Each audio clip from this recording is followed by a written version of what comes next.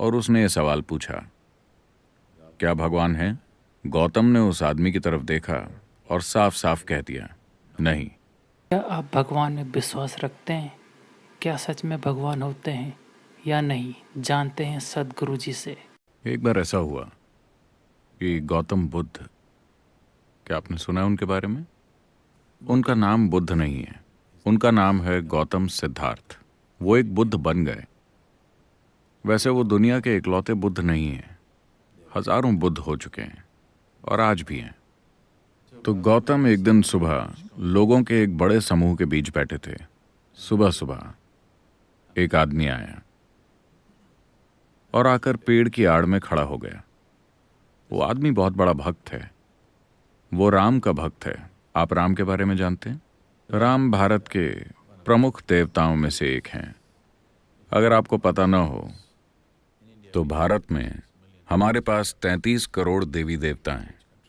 वो राम का बहुत बड़ा भक्त था।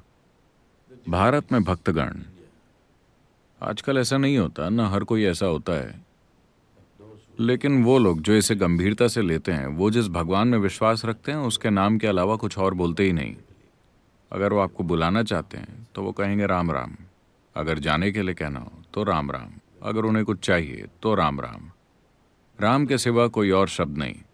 कपड़ों पर भी राम राम छपा है। वो बोलते भी राम राम हैं, वो जीते भी राम राम हैं। वो अपनी पूरी जिंदगी भगवान को समर्पित कर देते हैं। आप स्मार्ट हैं, आप वैसे नहीं हैं। आप भगवान को इंश्योरेंस की तरह रखते हैं।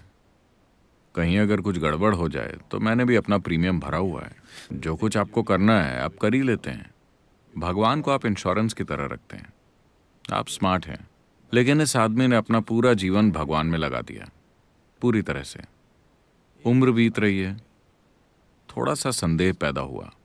वो जानता है कि भगवान है, बस छोटा सा डाउट। मान लो कि भगवान नहीं है, तो मैं राम राम जप कर अपना पूरा जीवन बर्बाद कर रहा हूँ।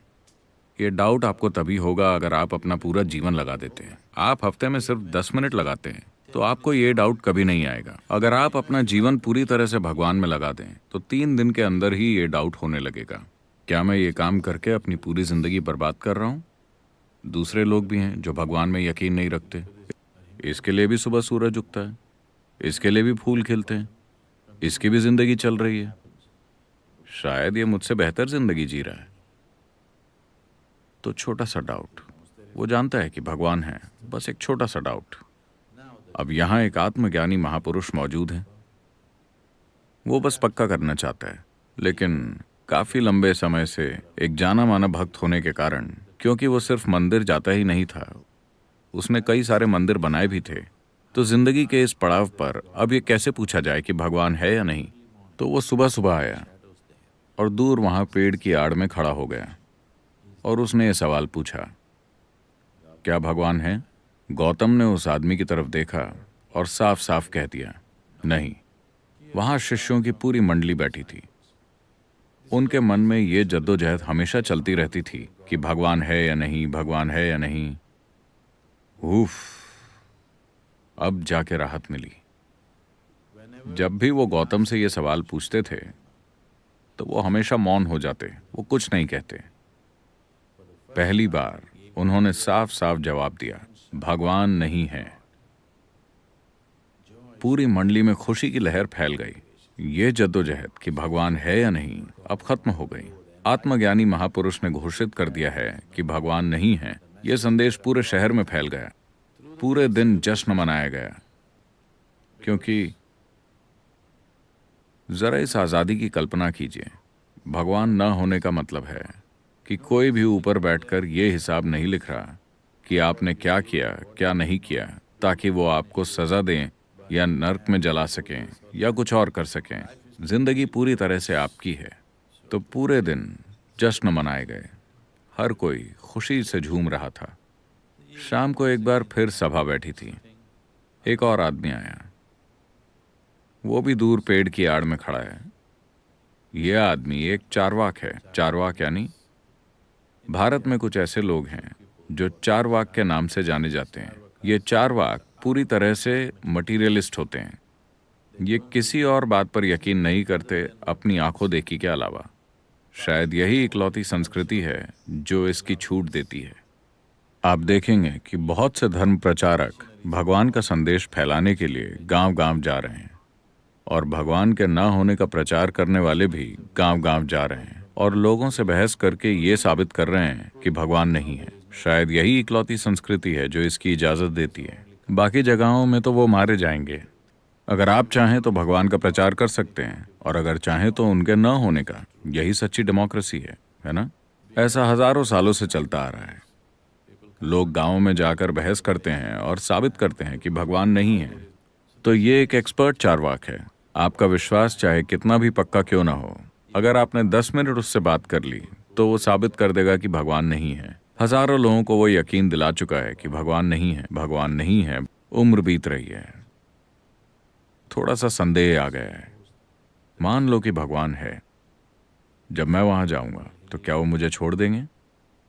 और ये सारे भक्तगण कहते हैं कि उनके पास टॉर्चर करने के लिए हर तरह के औजार हैं। चूंकि मैं ये साबित करने में लगा था कि उसका अस्तित्व ही नहीं है, वो शायद मुझे ज्यादा ही टॉर्चर करेंगे। वो जानता है कि भगवान नहीं है। उसने हजारों लोगों को साबित किया है कि भगवान नहीं है, बस थोड़ा सा संदेह है। अब एक आत्मज्ञानी महापुरुष मौजूद हैं, वो पक्का करना चाहता है। तो वो शाम को आकर वहां खड़ा हो गया और उसने भी वही सवाल पूछा, क्या भगवान है? गौतम ने उस आदमी की तरफ देखा और कहा, हाँ। एक बार फिर खलबली मच गई। सुबह उन्होंने कहा भगवान नहीं है। वो सभी बहुत खुश थे। शाम को वो कहते हैं भगवान है। तो गौतम ये कौन सा खेल खेल रहे हैं? देखिए, अगर आप विश्वास करते हैं कि भगवान है या आप विश्वास करते हैं कि भगवान नहीं है, दोनों एक ही चीजें हैं। आप ऐसी चीज पर विश्वास कर रहे हैं जिसे आप नहीं जानते। मैं इस पर विश्वास करता हूं, तुम उस पर विश्वास करते हो, इससे कोई फर्क नहीं पड़ता। आप किसी भी चीज पर विश्वास कर सकते हैं। कोई भी किसी भी चीज पर विश्वास कर सकता है। ये जरूरी नहीं कि इसका सच्चाई से कोई भी लेना देना हो। अगर आप ये स्वीकार करें कि मैं नहीं जानता, तो जानने की चाहत पैदा होगी।